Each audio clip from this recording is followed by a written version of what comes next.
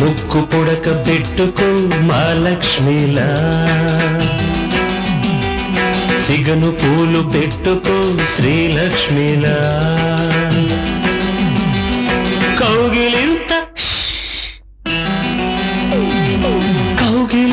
చేరుకో కళ్యాణిలా, రేదిరంత మేలుతో రేరాణిలా, ఎన్నడు రాణి మల్లెల రాత్రి హాయిగా. ముక్కు పుడక ఎందుకు మనసుండగా, సిగను పువ్వులెందుకు సొగసుండగా,